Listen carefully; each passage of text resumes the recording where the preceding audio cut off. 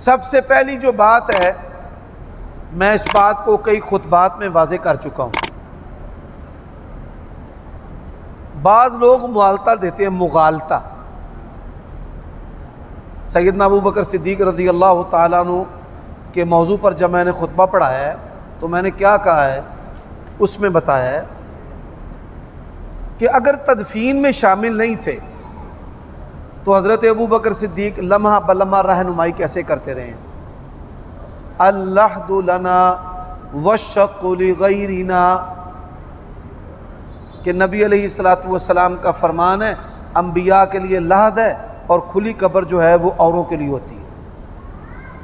الائمۃ من قریش، تو حضرت ابو بکر صدیق رضی اللہ تعالیٰ عنہ لمحہ بلمحہ ساتھ رہے ہیں۔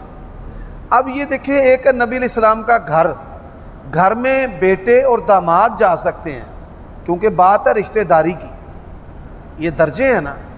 حضرت ابو بکر صدیق رضی اللہ تعالیٰ عنہ یا عمر بن خطاب رضی اللہ تعالیٰ عنہ اذن کے بغیر تو نہیں رسول اللہ کے گھر میں جا سکتے۔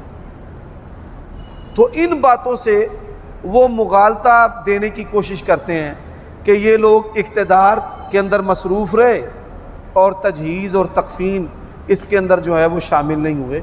یہ مکاری کے سوا کچھ بھی نہیں۔